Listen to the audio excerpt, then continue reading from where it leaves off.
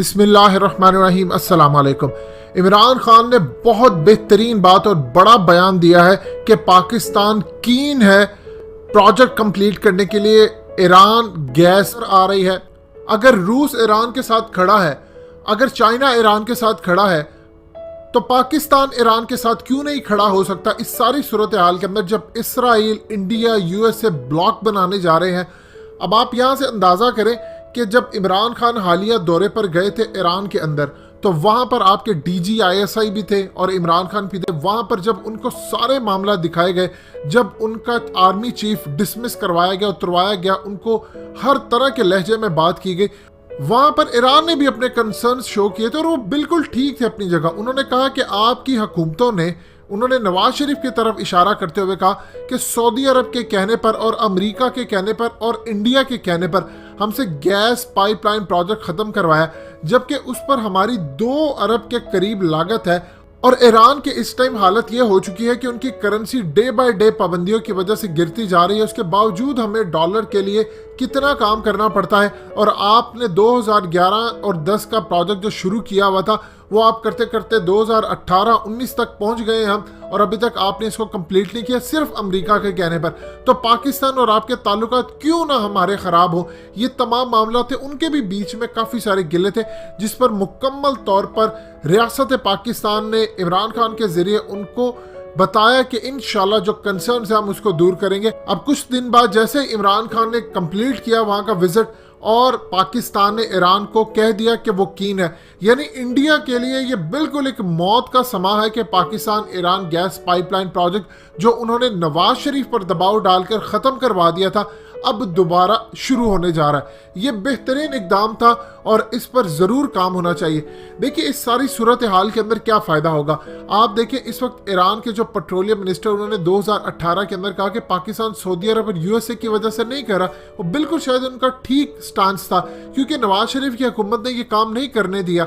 लेकिन इसके बाद जो सूरत हाल इंटरेस्टिंग पैदा हुई है कि रशिया ने पाकिस्तान के साथ जो इंटेलिजेंस मालूमात शेयर की है, उसमें उस ब्लॉक का भी जिक्र किया। उन्होंने पाकिस्तान को कहा कि आपको ईरान के साथ अपने ताल्लुकात बेहतर करने हैं। ईरान, पाकिस्तान, तुर्की, अफगान तालिबान और चाइना एक ब्लॉक के अंदर काम करेंगे, तो इसके लिए आपको सबके साथ ताल्लुकात बेहतर करने हैं। इसकी पहली किस्त तो आप देख चुके हैं कि इमरान खान तुर्की गए थे और वहाँ पर हमारे बेहतरीन उनके साथ ताल्लुकात कायम हो चुके हैं। और याद रखिए इस दफ़ा इंडिविजुअली ताल्लुकात नहीं, रियासत के ताल्लुकात कायम हुए, क्योंकि इमरान खान का कोई ज़ाती बिजनेस तो है नहीं जो उन्होंने प्रमोट करना है तुर्की के साथ। इसके बाद जो सूरत हाल पैदा होती है, रशिया के साथ हमारी अल्हम्दुलिल्लाह इंटेलिजेंस शेयरिंग बहुत ही ज़्यादा अगले लेवल तक पहुँच चुकी है। चाइना के साथ हमारा ताल्लुकात पहले ही ज़्यादा बेहतर है। ईरान की तरफ से दहशतगर्दी जो हो रही थी, वो हम उनका चीफ सैक करवाए हैं। और उसके बाद जो हमारी तरफ से प्रॉब्लम्स थी, जो ईरान की जेन्युइन बात थी कि पाकिस्तान के अंदर से दहशतगर्दाना कार्रवाई होती है, ईरान के खिलाफ आवाज़ें उठती हैं, ये सारे उनके जेन्युइन इशू थे। पाकिस्तान के अंदर फंडिंग तो चलती है जो कि दुनिया के मुख्तलिफ ममालिक से आती है ईरान के खिलाफ, उस पर आपके DGISI जनरल आसिम मुर्री ने बेहतरीन अंदाज के अंदर कहकर आए और उन्हें बता कर आए कि पाकिस्तान की तरफ से कोई ऐसी सूरत हाल पेश नहीं होगी। आप जिस शख्स के खिलाफ सबूत देंगे, हम उसी वक्त कार्रवाई करेंगे, और जिस तरह आपको नुकसान पहुंचाया गया उसी तरह आपका अजाला किया जाएगा। इस सारी सूरत हाल के अंदर इमरान खान का वो बयान कि हमने एडमिट भी किया कि माजी में यहाँ से हमले होते रहे, इसमें कोई दो राय नहीं है। दुनिया के अंदर हमेशा ही होता है, हर मुल्क के अंदर से कुछ बागी एलिमेंट्स होते हैं जो हमले करते हैं, लेकिन असल बात यह है कि हम इस हमलों को बिल्कुल एक्सेप्ट करते हुए आइंदा के लिए मोहतात रहते हैं, और ईरान ने भी यही काम किया। अब इस गैस पाइपलाइन प्रोजेक्ट से पाकिस्तान को क्या फ़ायदा होगा, इसको ज़रा समझ लें।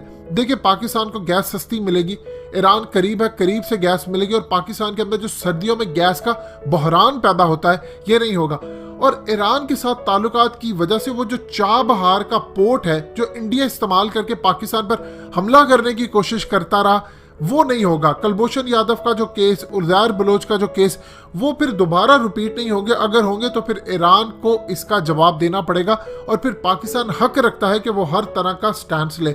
इस सारी सूरत हाल से बचने के लिए क्या बेहतर तरीका होता है कि आप इन्वेस्टमेंट करें, ट्रेड करें, क्योंकि जहां पर पैसा इन्वॉल्व होता है फिर वहां पर सिक्योरिटी भी इन्वॉल्व हो जाती है। इस सारी सूरत हाल के अंदर अगर उनके सुप्रीम लीडर की तारीफ ना की जाए तो ये ज्यादती होगी, क्योंकि उन्होंने DGISI की बातों की लाज भी रखी चाहे लहजा जिस तरह का मर्जी था, सख्त था, धमकियां मेज था, मोहब्बत भरा था, जैसा भी था, उन्होंने लाज रखी और पाकिस्तान को गो हेड दिया कि पाकिस्तान के खिलाफ हमारी सरजमीन इस्तेमाल नहीं होगी और आपकी तरफ से भी ऐसा नहीं होना चाहिए।